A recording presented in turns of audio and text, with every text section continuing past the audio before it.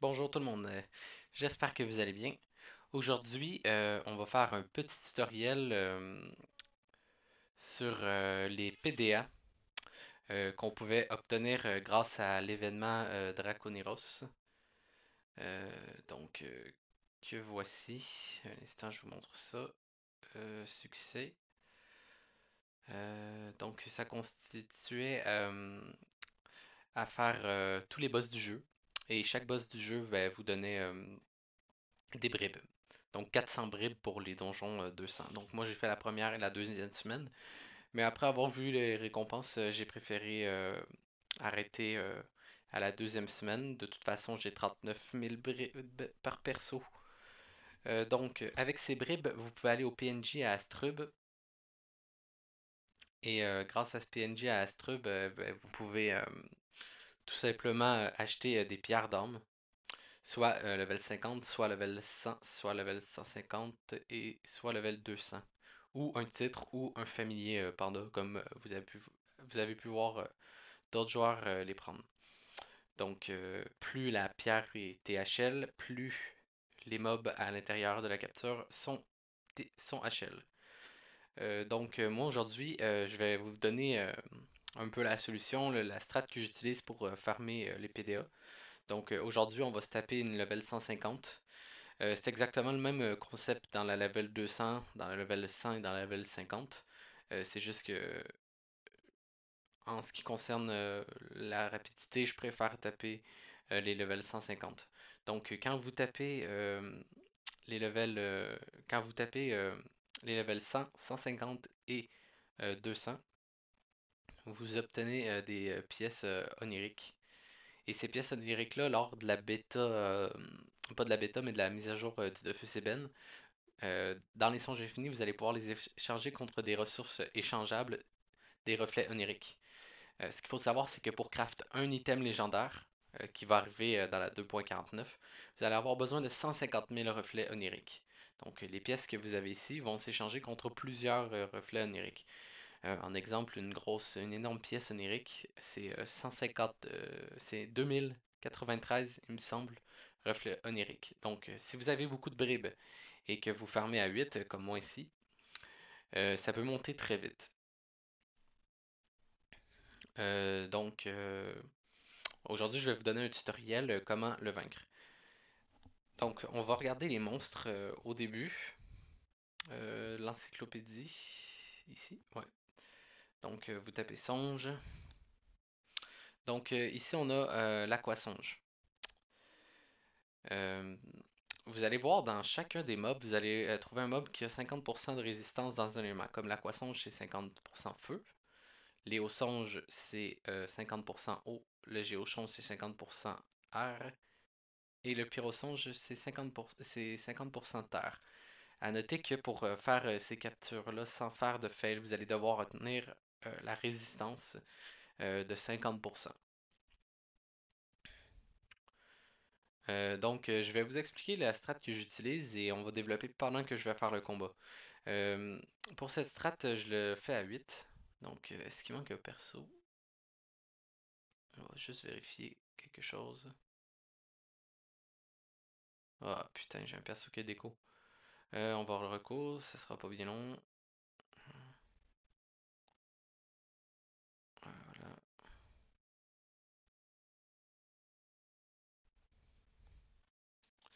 ça sera pas bien long. Mic off.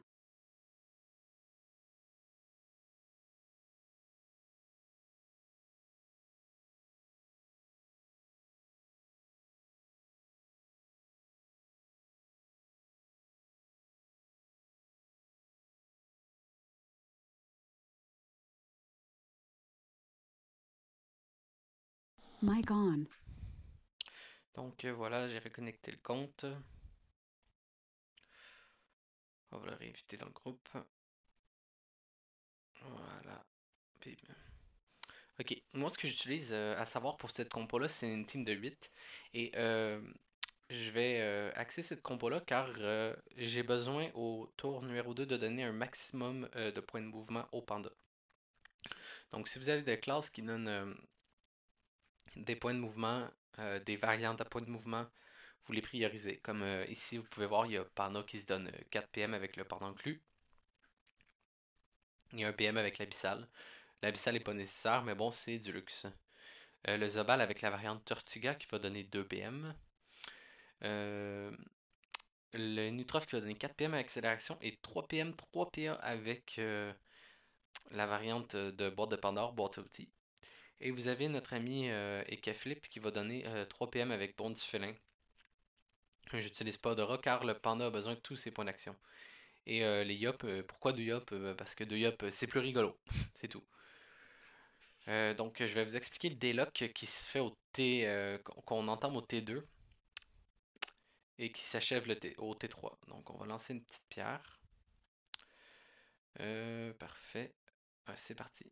Donc je vous explique la pierre 200, c'est exactement le même déloc. Je la gère la pierre 200, mais je trouve ça un peu plus long à faire, puis je trouve ça un peu plus chiant. Mais les 150 sont beaucoup plus. Bah, tu peux littéralement moins faire attention aux détails, c'est ce que j'aime. Donc aujourd'hui, je vous montre avec une 150. C'est parti.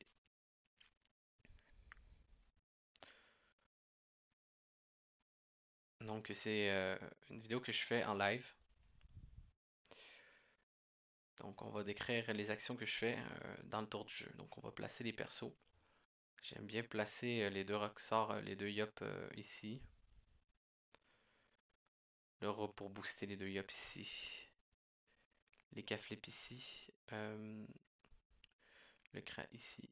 Les nus ici. On va essayer au T1 de donner un maximum de points de bouclier au perso. Si vous tapez les pierres 150 et surtout 200, vous allez avoir besoin de Zobal parce que les mobs ils tapotent assez fort. Donc T1, le boss, il est assez gentil. On fait toujours à chaque PDA le même D1. On se bombarde tranquillos. On vient porter le boss.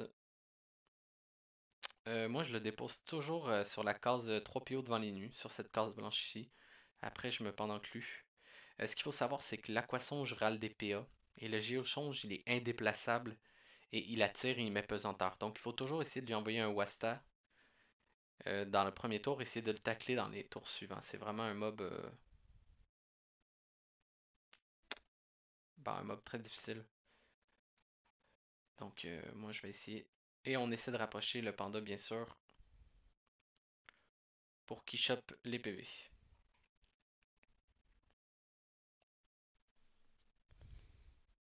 Donc, on a notre ami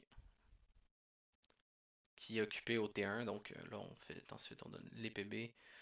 Euh, on essaie de mettre le masque qui augmente les dégâts à distance sur le crabe, bien sûr. Et ensuite, on donne les points de mouvement à notre ami panda. Et c'est important que le Zobal soit tacle ou R, car le boss, ben, il doit absolument être taclé. Et le panda peut pas s'en occuper, donc c'est important. Euh, voilà, on y va. On continue. L'aquasonge râle des PA. 1 à 3 PA esquivables. J'ai un familier 2 mini 50 esquive PA, donc il fait souvent 1 ou 2, ça va pas nous nuire. Donc T1, ben, on charge les grosses flèches avec le crat. Puis on peut essayer de dégager notre ami ici. Puis j'aime bien laisser le crat ici parce qu'il tape à distance. Avec le roux, ben, c'est un tour classique. On va charger l'explobombe et la bombe à eau pour donner un maximum de boost pour le T3 sur les Yop. Et Linus, c'est bien important de faire accélération boîte de Pandore sur le boîte à outils, excusez-moi. Voilà, comme ça. Sur le panda. Ensuite, vous pouvez même vous gâter avec une petite pelle ici. Voilà. Et j'aime bien terminer ici. Voilà. Ensuite, toujours avec la même idée, hein, on donne full PM au panda. Euh, J'essaie de placer tous les persos en ligne car attendez, je vais vous expliquer pourquoi. On va foutre ça ici. En gros, le boss, euh, quand on fait le déloc au T3, tous les persos qui sont à plus de 6 PO du boss, mais ils sont en pacifiste. Donc, C'est assez relou. Donc je vais souffler K pour le placer en ligne. Je vais me faire un petit bond ici. Et je vais charger la fureur. Bon. La fureur, c'est pas vraiment nécessaire de la charger au T1 parce qu'on va taper au T3. L'accumulation, désolé, je confonds toujours les deux. Je joue en variante concentration, en variante coco. Car pour moi, bah, c'est Ox Plus, tout simplement. Donc, le panda, il doit avoir un maximum de PM. Ce que vous pouvez faire T1, déjà qu'il a 22 PM, 23 avec la vissale, vous pouvez le rapprocher des mobs. Parce que vous allez voir, avec le tour qu'on va faire, on va en avoir besoin. Voilà, tout le monde est en ligne. Ok, j'explique un peu le déloc. Chaque mob, comme je disais tout à l'heure, a 50% dans un élément. Et en gros, quand on tape un mob dans l'élément de 50%, ça active un état sur le panda. Et quand les 4 états sont activés, il faut terminer avec le panda au CAC du boss, et ensuite le boss il est délock. Ce qui est important à savoir, c'est que il faut être en ligne à plus de 4 PO maximum. Comme ici on a le rose, ben, le maximum ici on pourrait lancer le sort qui correspond à terre. Ensuite eau, ensuite feu, ensuite air. Donc c'est pour ça qu'on a besoin de maximum de PA, puis il faut vite jouer son tour. Et bien sûr, il faut absolument caler la stabi. Comme vous pouvez voir ici, on met l'état terre. Ici, on met l'état eau. Ici, ensuite, on va mettre l'état feu. Et à 4 PO, comme je disais, on met l'état air. Comme vous pouvez voir, il y a 4 états qui se sont activés sur le panda. C'est très important de s'établir et de finir au CAC du boss. Donc, vous comprenez pourquoi j'ai mis 23 PM sur le panda.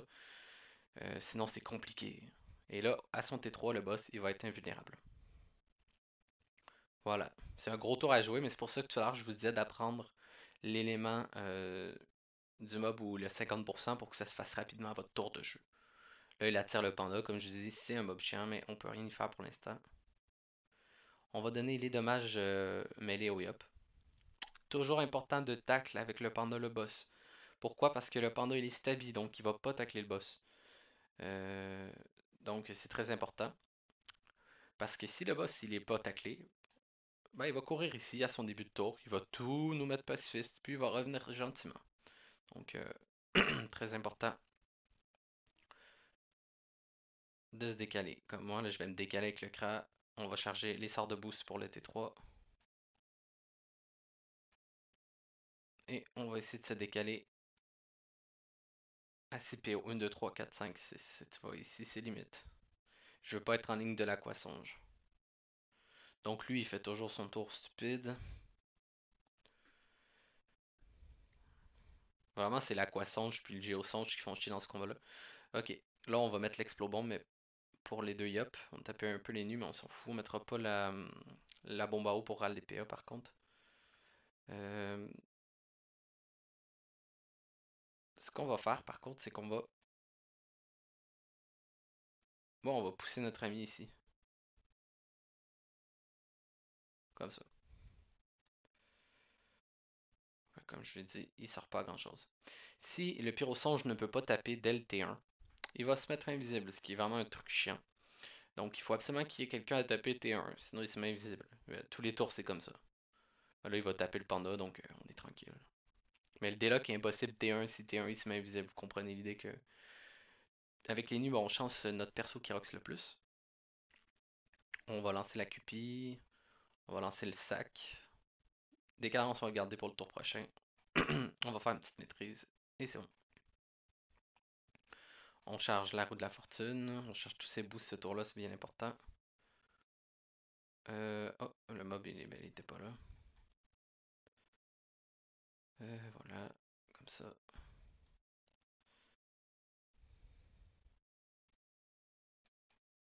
Hmm. On charge la puissance, bien important. Voilà, la puissance puis la fureur. Ah, ici, tu vois, on peut la lancer directement sur lui.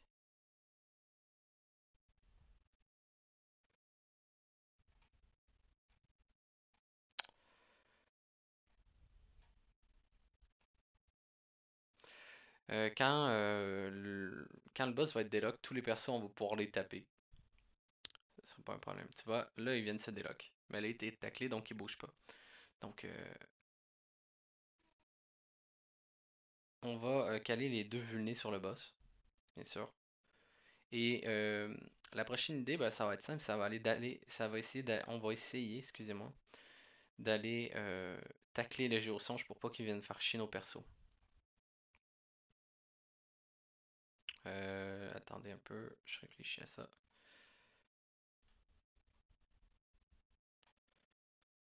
Là, ben, là, on peut pas. J'ai fait mon tour, désolé. Parfait, voilà. Naturellement, si vous arrivez à tacler avec le panda, vous allez être bien. Bon, ben là, vous roxez le boss, hein.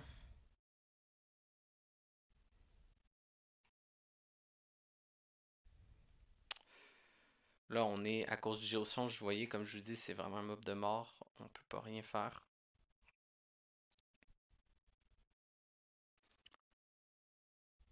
Car c'est le mob qui fait chier tout le monde. On va détecter les caflets pour qu'ils soient libres de ses mouvements. Euh,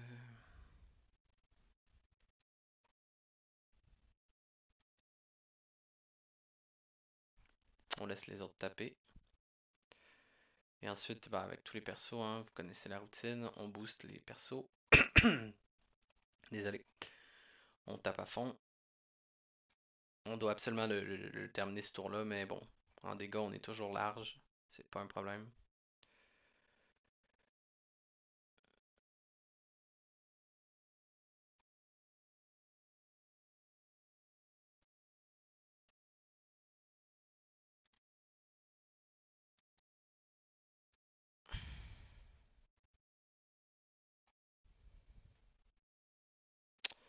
Et là, bah, avec notre petit ami Yop, on le défonce.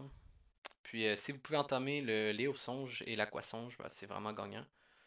Sauf que là, ça va être un tantinet compliqué. L'Aquasonge et Léosonge, vous pouvez les taper euh, librement au corps à corps. Ça, c'est cool. Parce que le Pyrosonge, il est invulnérable au CAC. Et ben, la Géosonge, il a 100% résistance terre. Mais on ne peut pas le taper. Si on fait un crit, ben, ça tape 0. Donc c'est un peu contraignant. Donc on va finir avec le deuxième Yop. Ça arrive avec certaines tentacles, l'Aquasonge s'est rattrapé. Donc on peut déjà l'entamer avec d'autres Persurox. Donc le panda, ben, il fait son rôle qu'il devait faire dès le début.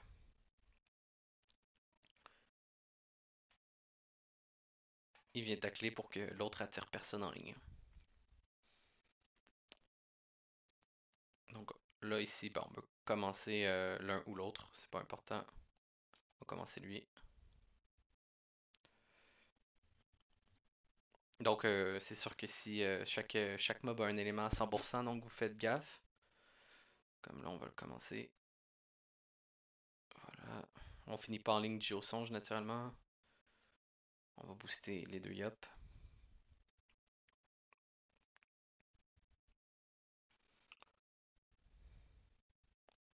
Si vous tapez feu l'aquasonge, ça donne 3000 PB à tout le monde. Donc c'est un truc que je déconseille. Et regardez, peut-être qu'on va se taper un crit, ça va vous donner un bon exemple. Voilà, tu vois, 0 PV.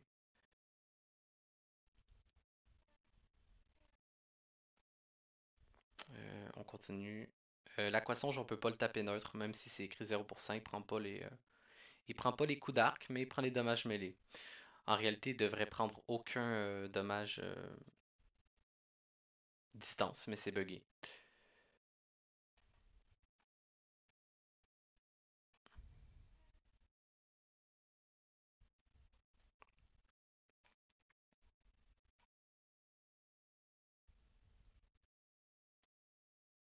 On va essayer d'aller bientôt commencer l'autre. Désolé. Là, tu vois, je me suis mis en ligne avec le Yup. C'est ce que ça fait quand on se met en ligne.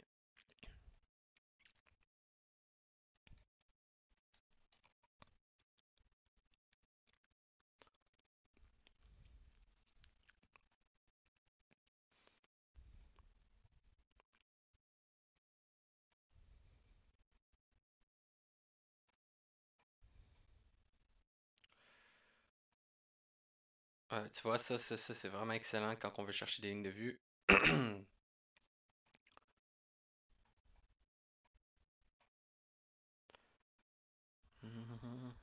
Je prépare toujours le petit mur de bombe pour finir le géosonge car il a des faiblesses feu. Donc, ça va aller plus vite qu'espérer espérer ne pas faire de crit.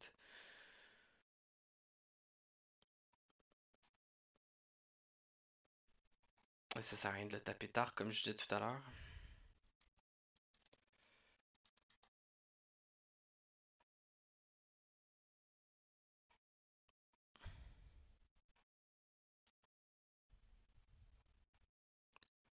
Ah oui, comme je disais, il met en pesanteur cet enculé.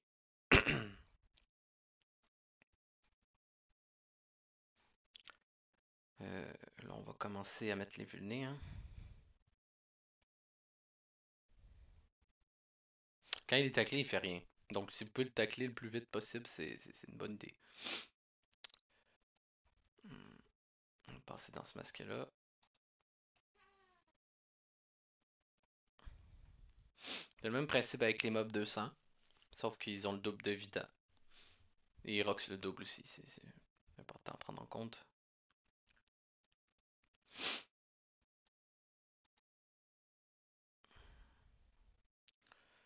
Donc, écoutez, on continue de booster les murs de bombe.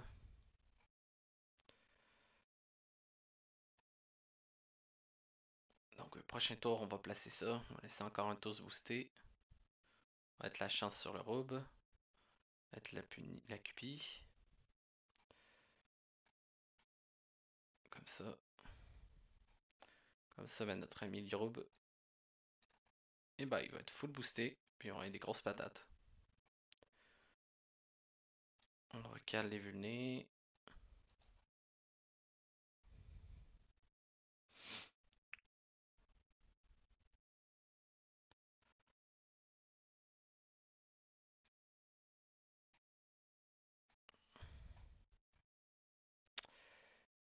Et là, on va ensuite, on DS. On fout un petit peu le sort. Ben, il nous reste qu'à attirer la bombe. What the fuck, ils n'ont pas attiré la bombe, désolé. 23h chez moi. Voilà. Donc, comme je dis, là, j'ai fait une explication. Bien sûr, avec l'explication, ça, ça fait 15 minutes cette tour, mais si vous rush tranquille, quand vous avez compris le truc, vous pouvez faire comme moi des 8-9 minutes facilement. Donc, c'est tout ce que j'avais pour vous aujourd'hui. Si vous avez des questions, euh, n'hésitez pas à les mettre en commentaire, je vais essayer d'y répondre. Comme vous pouvez voir, on drop une pièce à 100% de drop, qui va nous permettre d'avoir un millier de reflets oniriques. Donc à 8, ouais, ça grimpe vite. Et je le redis une dernière fois, les items légendaires dans la 2.49 dans le craft va comporter 150 000 reflets oniriques. Donc une dernière chose, n'oubliez pas que c'est à 4 PO maximum qu'on doit taper les songes dès le début. Ça n'a pas d'importance si c'est à distance ou en mêlée. Euh, Contrairement à ce que certaines personnes disent. Donc c'est tout ce que j'avais pour vous aujourd'hui. Passez une excellente journée. Merci.